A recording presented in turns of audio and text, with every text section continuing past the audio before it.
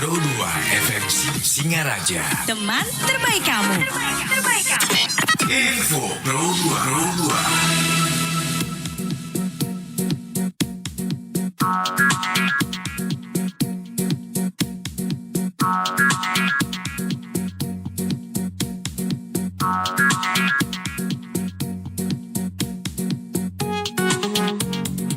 Teman Pro 2 pemilihan remaja berbudi pekerti ke-20 tingkat nasional yang diinisiasi oleh Fakultas Ilmu Pendidikan Universitas Pendidikan Ganesha sukses digelar Senin 28 Oktober malam. Setelah melewati rangkaian tes berkaitan dengan budi pekerti, kurikulum merdeka, kampus mengajar, dan Ipolexosbud Hankam, terpilihlah Putu Restu Hardita dari Undiksa dan Imade Wulan Cahyani dari SMA Negeri 1 Kuta Utara sebagai remaja berbudi pekerti tahun 2024. Sebagai tuan rumah, Putu Restu Hardita berhak membawa pulang piala bergilir Menteri Pendidikan Tinggi, Sains dan Teknologi RI dan piala tetap Rektor Undiksa. Sementara Imade Wulan Cahyani meraih piala bergilir Gubernur Provinsi Bali dan piala tetap Rektor Undiksa.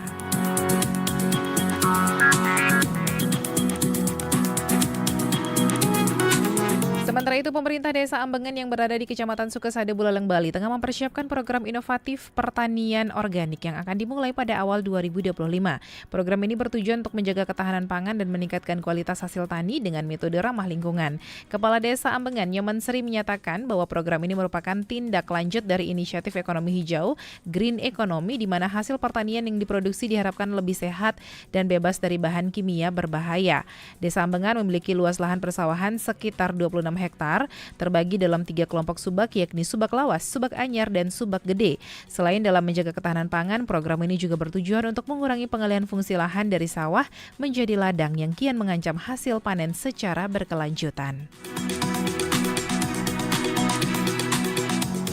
Demikian info Pro 2 untuk hari ini. Aku Ita Saputri, selamat mengikuti acara selanjutnya. Pro 2 RRI Singaraja, teman terbaik kamu. Pro 2.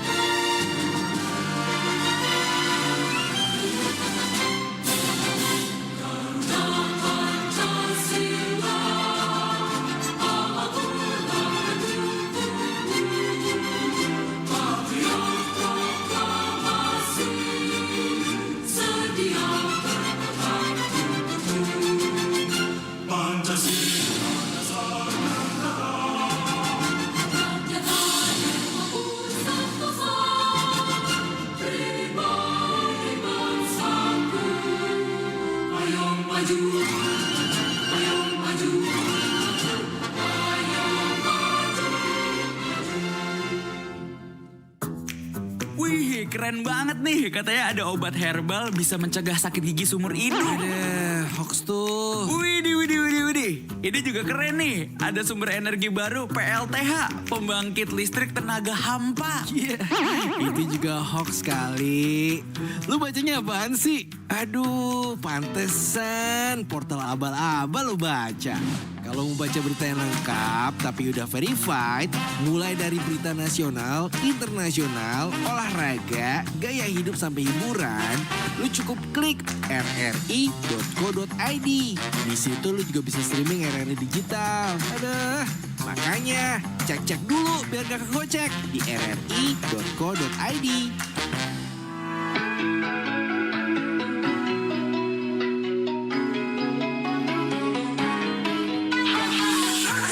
Teman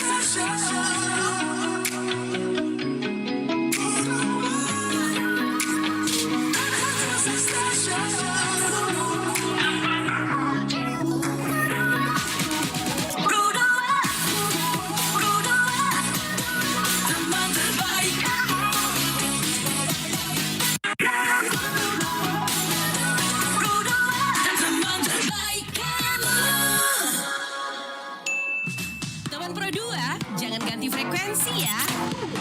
Sore ceria, bikin sore kamu lebih berwarna. Pro 2, teman terbaik kamu.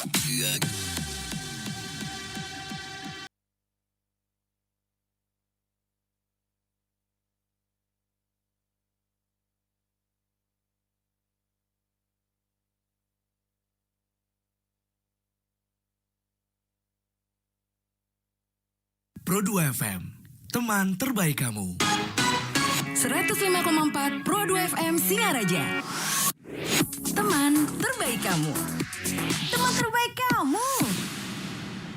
Oke, 105,4 FM Pro 2 Singaraja, teman terbaik kamu. Ketemu lagi bareng aku Gita Saputri di Sore Ceria, bikin sore kamu makin berwarna. Dan untuk sore hari ini aku sudah bersama narasumber di studio ya. Jadi aku bersama Luhputu Cita Ardiani Esfil MPD. Selamat sore.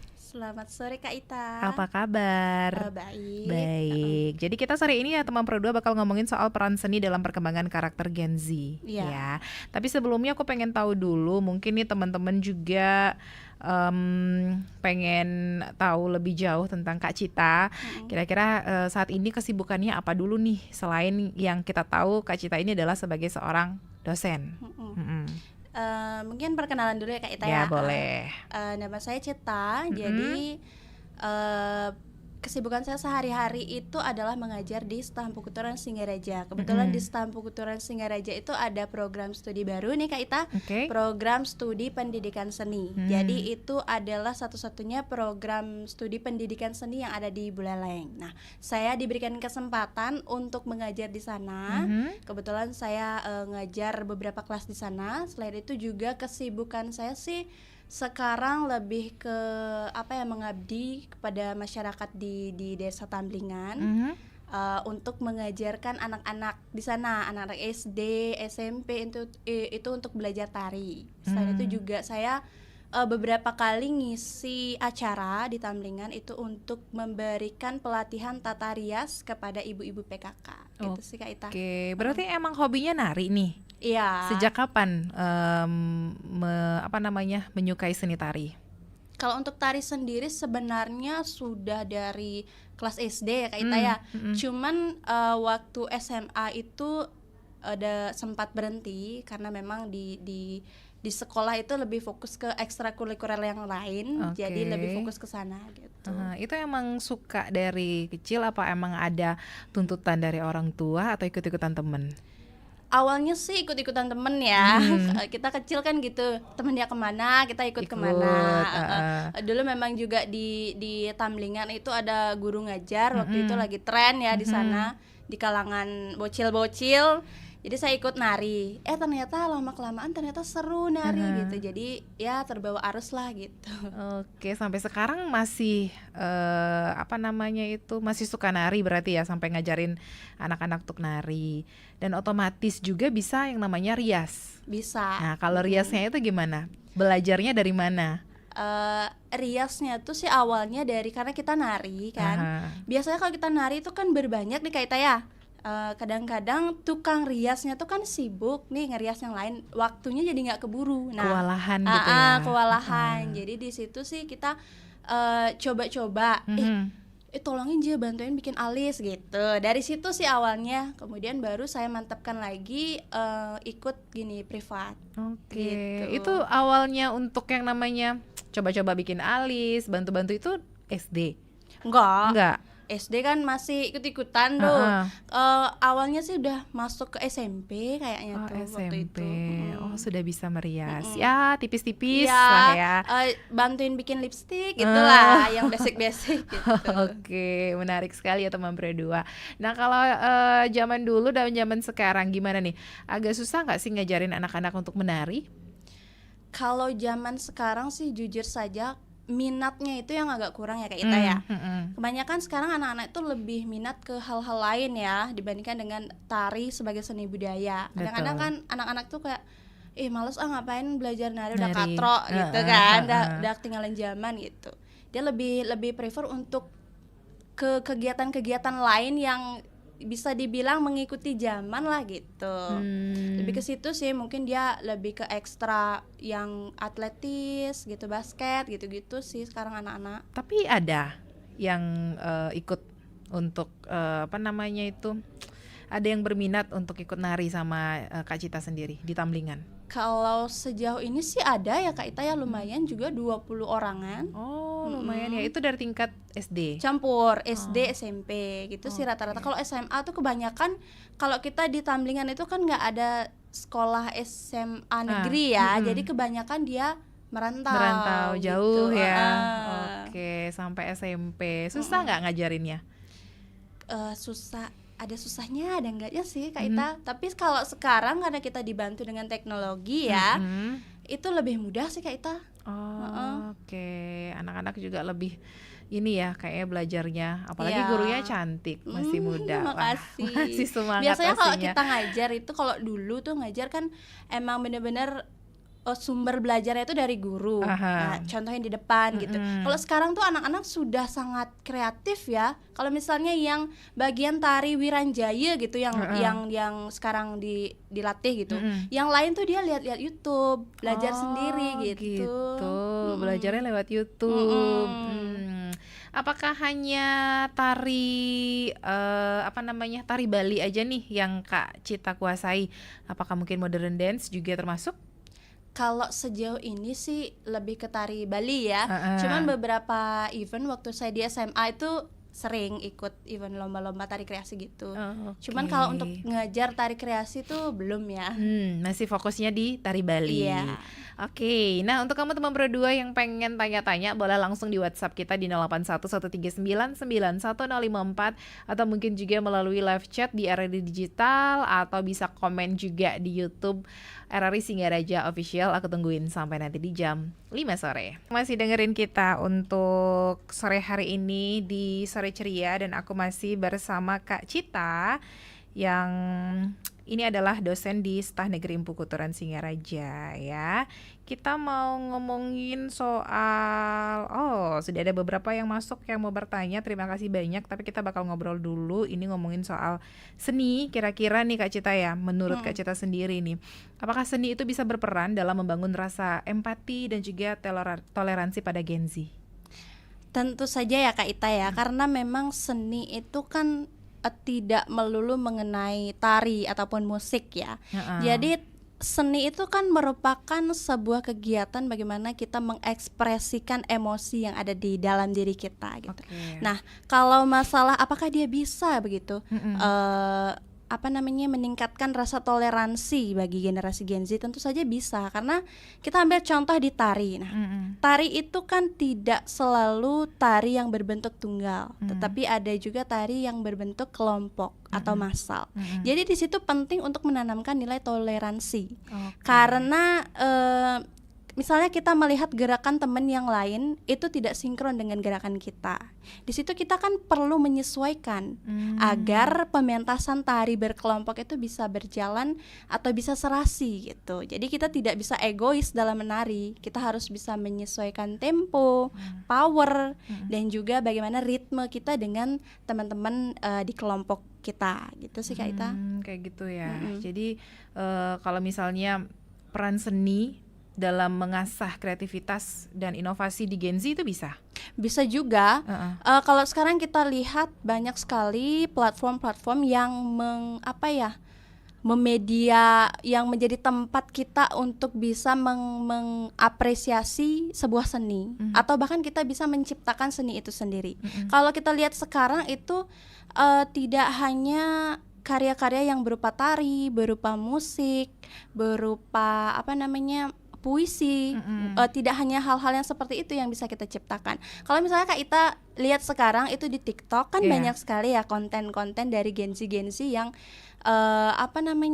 mengandung seruan-seruan tertentu, yang dimana di dalam penyampaiannya itu kan menggunakan bahasa-bahasa yang istilahnya sekarang tuh estetis, terus menggunakan footage yang estetik. Nah itu sebenarnya bisa menjadi salah satu media untuk kita menyampaikan informasi melalui seni itu sendiri gitu. Apalagi kalau sekarang kita lihat, kalau kita bikin konten di Instagram, di TikTok, itu kan kita dibayar. Jadi kita tidak hanya menikmati, tetapi kita juga bisa membuat, memproduksi, dan akhirnya nanti kita dibayar gitu sih Kak. Dapat cuan dari sana gitu ya. Kayaknya sekarang juga semakin banyak ya. Bukan cuman Gen Z aja sih yang ikut-ikutan buat konten FB gitu Pro kan. terutama kan. FB Pro ibu-ibu sekarang lagi baru aktif. muncul nih. Kemana kemarin sebenarnya. Nah kalau misalnya membentuk karakter dan juga kepercayaan diri, kira-kira seni itu main peran gak sih? Untuk Tentu Gen Z? Kak Ita, kalau misalnya kita dalam pementasan tari, kita menari di depan panggung, itu kan ada mimik, ada gestur. Di situ kepercayaan diri tuh mainnya di situ. Kalau misalnya kita tidak percaya diri, tentu gesturnya kan kelihatan. Senyumnya tidak bagus gitu. Kadang-kadang tariannya bisa lupa gerakannya. Jadi dengan semakin sering kita latihan gestur, latihan mimik di tari, itu bisa sangat mempengaruhi kepercayaan diri. Nah, saya punya mahasiswa di kampus nih. Dia tuh memang sering tampil dan ada lagi mahasiswa lain yang memang jarang tampil. Itu bisa saya lihat bahwasanya mereka yang lebih sering tampil itu dia lebih pede. Mungkin dia, walaupun dia tidak hanya tampil di depan umum sebagai seorang penari ya, tetapi ketika dia menyampaikan pendapat, ketika dia bertanya, itu dia lebih aktif gitu sih Kak. Dibandingkan dengan yang nggak pernah. Iya, yang jarang gitu. Nah, kalau boleh nih dikasih contoh sama teman Pro 2 yang lagi dengerin atau yang lagi nonton YouTube kita, contoh dong mungkin karya seni yang populer di kalangan Gen Z yang ngedorong perkembangan karakter mereka itu seperti apa? Kalau sekarang sih mungkin lebih ke cerita-cerita fiksi gitu sih Kak ya. Kalau dulu kita lihat perkembangannya, misalnya kita suka baca novel. Kalau dulu kita baca novel itu kita harus beli novel. Nah, kita harus pinjam novel di rental novel. Terus kita harus kembaliin lagi. Tapi kalau sekarang kita mau baca novel, kita tinggal cari aja di rumah, di googling novel apa, novel gitu. Udah langsung muncul. Sekarang bahkan ada di platform-platform tertentu itu kita dibacakan novelnya. Jadi kita tidak perlu membaca lagi, tidak perlu meminjam lagi, tapi kita cukup berlangganan, kita dengerin nanti dibacakan. Waduh, gitu. sudah semakin canggih memang ya sekarang ya. Tapi sebetulnya ini bisa menjadi pisau bermata dua sih ya Kak Ita ya. Karena gitu? salah satu sisi kalau kita bisa memanfaatkan dengan baik, itu bisa memberikan feedback yang baik juga buat kita. Tapi kalau tidak ya kita akan tergerus oleh zaman. Kadang-kadang kita kan karena kita mengikuti tren gitu, kadang-kadang kita lupa untuk memilah dan memilih mana yang cocok untuk kita gitu sih Kak. Kalau Kak Cita melihat nih di beberapa mahasiswa mungkin yang sekarang yang sudah termasuk Gen Z, itu seperti apa sih untuk mahasiswa dalam karakternya sekarang di peran seni ini? Kalau untuk karakter sendiri Kak Ita ya, kebanyakan Gen Z sekarang sih saya lihatnya, tidak semua, tapi dominan tuh Gen Z itu lebih gampang mengeluh ya dibandingkan dengan generasi Kak Ita ataupun generasi saya ya. Lebih gampang mengeluh ketika mereka dikasih tugas yang ya bisa dibilang sedikit lebih banyak dibandingkan dengan yang lain gitu. Dia akan lebih cepat mengeluh gitu. Jadi dia tidak sifatnya dia tuh tidak sabaran gitu, karena memang terbiasa dengan sesuatu yang instan, sesuatu yang cepet gitu kan, sesuatu yang singkat, padat dan jelas. Sekarang dia diberikan tugas yang agak sedikit berat saja gitu, dia sudah mengeluh, banyak mengeluh gitu sih. Beda ya sama kita ya. Iya. Oke, nah untuk kamu teman Pro 2 sudah ada beberapa pertanyaan yang masuk di YouTube juga, di WhatsApp juga beberapa. Terima kasih. Nanti kita bakal tanya lagi sama Kak Cita yang pengen nanya lagi, masih ada kesempatan sampai jam 5 sore nanti, boleh di 081 139 91054 atau juga bisa di live chatnya RRI Digital. Kamu lagi dengerin bikin sore kamu makin berwarna. Pro 2 Singaraja, teman terbaik kamu. Sore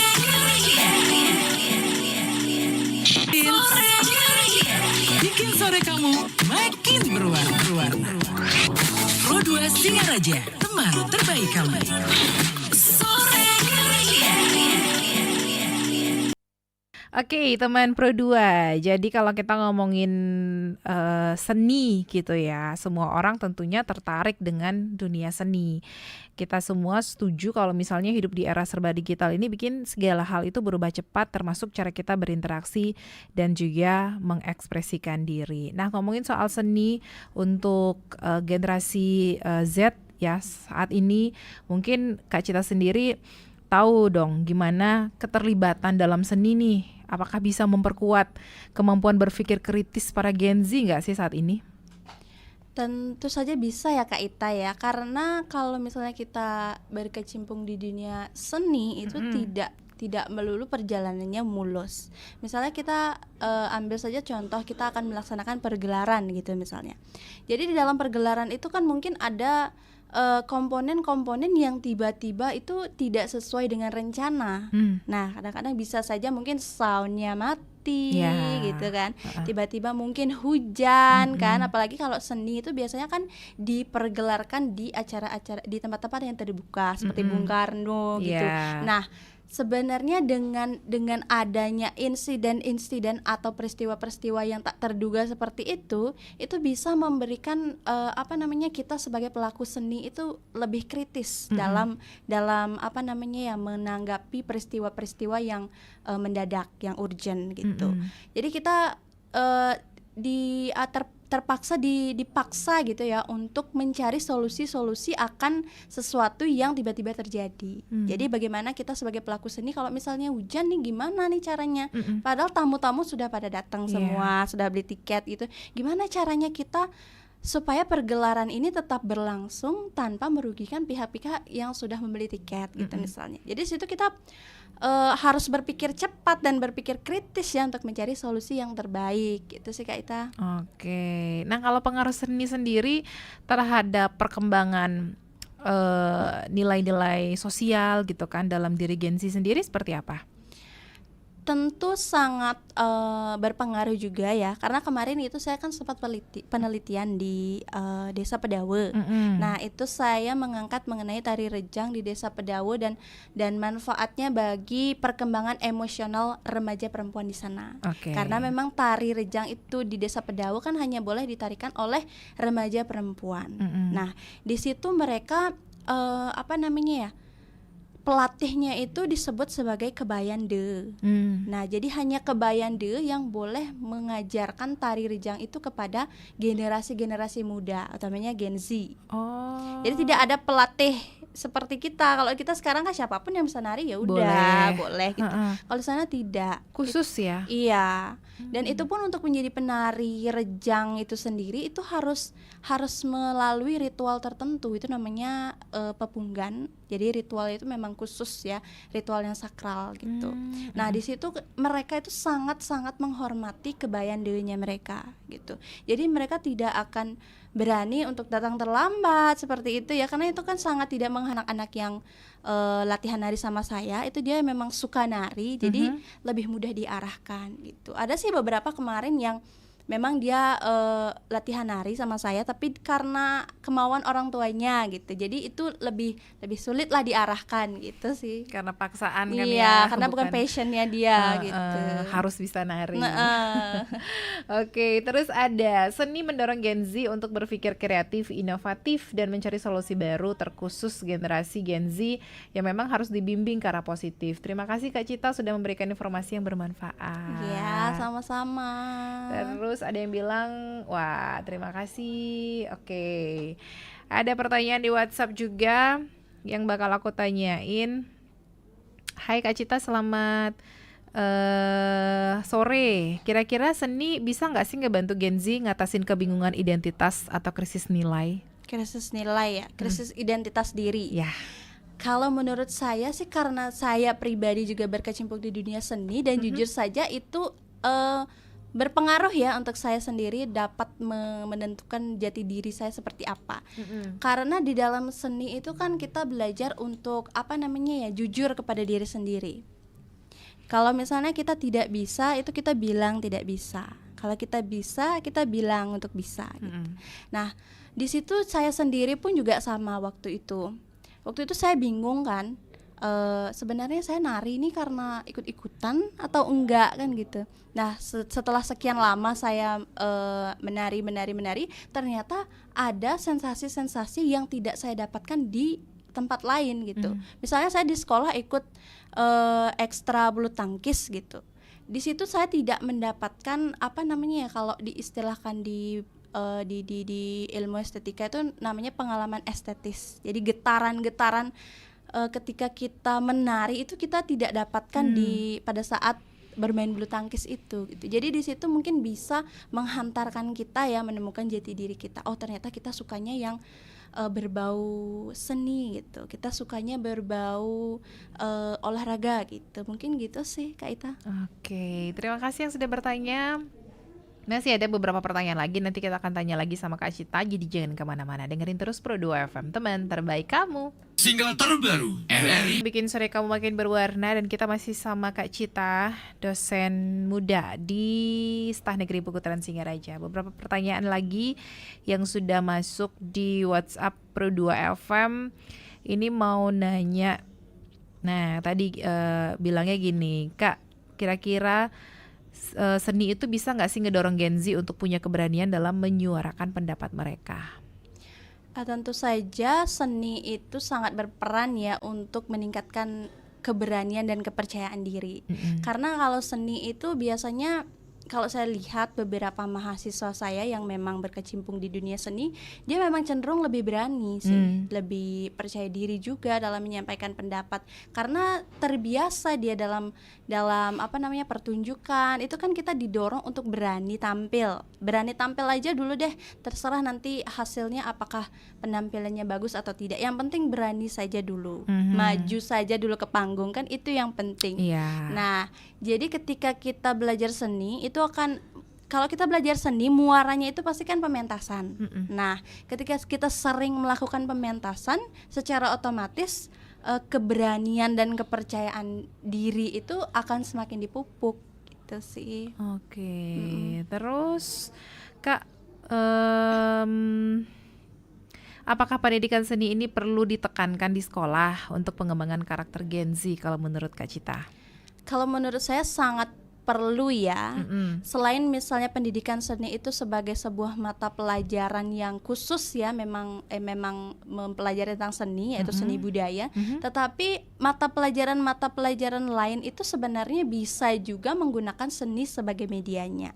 Karena seperti yang kita tahu, karakteristik Gen Z, terutama anak-anak itu dia akan lebih tertarik dengan sesuatu yang indah gitu kan, sesuatu yang lucu gitu kan. Jadi kita bisa mengemas seni itu sebagai media pembelajarannya, sehingga mereka akan lebih tertarik untuk menyimak pembelajaran. Walaupun itu tidak mata kuliah seni ya, mata pelajaran maksud saya, tidak mata pelajaran seni, tetapi kita bisa mengkolaborasikan antara seni dengan mata pelajaran lain. Yang lain. Gitu.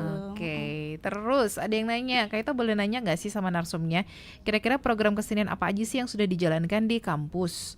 Terus apakah programnya itu efektif nih untuk ningkatin minat mahasiswanya dalam seni? Kalau untuk program saya pribadi itu jujur belum ada. Tetapi kalau di Staf Perkuturan Singaraja kita punya program studi pendidikan seni budaya keagamaan Hindu ya namanya.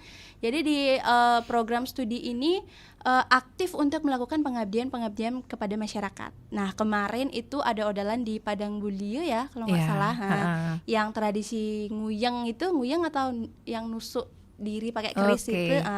Di situ prodi ini mengabdi dengan mengajarkan tari-tarian dan juga mengajarkan tabuh kepada masyarakat di sana. Selain itu juga kemarin mengabdi untuk mengisi acara di sana, acara nopeng, selonding seperti itu sih. Jadi diminati seperti itu ya. Iya. Satu pertanyaan lagi, Kak Ita tanyain dong keterlibatan dalam seni membantu Gen Z menjadi lebih terbuka dan toleran terhadap perbedaan. Tentu saja Kak Ita, karena kemarin kalau kita lihat biasanya seni itu kan sangat seni itu pada dasarnya kan kreativitas. Nah, kreativitas itu tidak hanya terkungkung pada satu hal saja, tetapi semakin banyak unsur-unsur yang diketahui, unsur-unsur yang ada di sekitar kita itu akan sangat mendorong kreativitas kita. Nah, apalagi kalau misalnya berbicara masalah seni, itu seni di Bali sendiri antara daerah satu dengan daerah lainnya itu kan berbeda. Kak Ita, punya ciri khasnya tersendiri. Nah, saya sendiri pun sebagai masyarakat Bali ya, yang sudah tahu tradisi dan seni Bali itu seperti apa secara umum, ketika saya ke Baliaga itu saya juga tercengang. Oh, ternyata di Baliaga tuh seninya seperti ini gitu. Jadi semakin banyak kebudayaan atau kesenian yang kita tahu, tentu saja itu akan semakin membuka pikiran kita gitu sih. Terima kasih Kak Cita. Yang terakhir mungkin yang ingin disampaikan sama teman Pro 2 yang lagi nyimak kita sore hari ini, yang lagi dengerin dan juga lagi nonton di YouTube, kira-kira apa? Kalau pesan saya sih, karena sekarang kita berdampingan dengan teknologi yang luar biasa canggih ya, yang semua serba instan. Pesan saya, kita harus lebih pintar-pintar memilih bagaimana konten-konten apa yang akan kita serap, dan juga saya berharap sih teman-teman terutama Gen Z bisa memanfaatkan platform-platform ini untuk melestarikan keragaman seni dan juga budaya kita, terutama budaya Bali, karena memang budaya Bali itu sangat diminati oleh masyarakat Indonesia dan juga masyarakat mancanegara. Kadang-kadang kalau kita lihat bule itu dia lebih kenal Bali dibandingkan dengan Indonesia itu sendiri. Itu sih. Terima kasih Kak Cita waktunya. Terima untuk kasih sore Kak Ita. hari ini. Sukses terus ya. Dan juga untuk teman Pro 2, terima kasih yang sudah ikutan gabung sama kita di Sore Ceria. Jangan kemana-mana, dengerin terus Pro 2 FM, teman terbaik kamu.